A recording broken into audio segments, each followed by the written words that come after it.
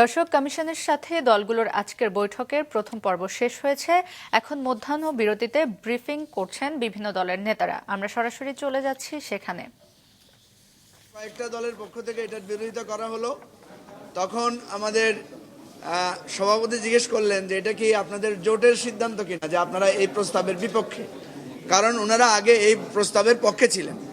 ওনারা বললেন যে এটা আমাদের জোটের সিদ্ধান্ত। তা আমরা তো ভাবলাম যে আজকে এটা তো আর পাশ হবে না, কারণ এটা আমাদের একটা অঙ্গীকার ছিল যে আদালত উপজেলা পর্যায়ে নিয়ে যেতে পারলে মানুষের বিচার প্রাপ্তির এবং বিকেন্দ্রীকরণের সুবিধা হবে। তো সর্বশেষ যখন বিএনপির সালাউদ্দিন আহমেদ বক্তব্য রাখলেন, তখন আমরা দেখলাম যে উনি নাটকীয়ভাবে পুরো বিষয়টাকে প্রস্তাব যেভাবে দেওয়া হয়েছে সেটাকে উনি ব্যাখ্যা করে উনি এটাকে সমর্থন দিলেন। অর্থাৎ আমাদের প্রথম ছিল উপজেলা পর্যায়ে আদালত স্থানান্তর করা, সম্প্রসারণ করা এবং দোরগোড়ায় বিচার পৌঁছে দেওয়ার ব্যাপারে আমরা ঐকমত্যে পৌঁছেছি।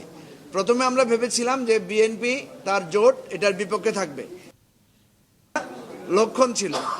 তো আমি স্পেশালি আজকে সালাউদ্দিন ভাইকে ধন্যবাদ দিই, কারণ উনি বলেছেন যে ওনাদেরকে নাকি ধন্যবাদ দেওয়া হয় না।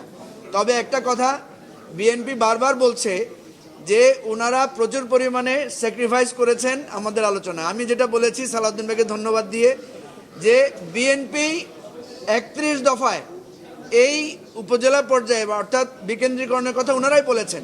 সুতরাং ওনারা বরং স্যাক্রিফাইস করছেন না, ওনাদের আলোচনাটাকে আমরা করছি এবং আমরা এটাকে সহযোগিতা করছি। পরবর্তীতে যে আলোচনাগুলো হবে সেটা আপনারা শুনবেন। অর্থাৎ প্রথম পর্যায়ে আমরা ধন্যবাদ জানাই, আজকে একটা সুন্দর আলোচনা হয়েছে। উপজেলা বিকেন্দ্রীকরণের বিষয়ে আমরা ঐকমত্য হয়েছি। আমাদের কমিশনের যিনি সভাপতিত্ব করেছেন উনি এই ব্যাপারে সুন্দরভাবে আমাদের মতামত নিয়ে সিদ্ধান্তটা আপনাদেরকে জানাবেন। সবাইকে ধন্যবাদ।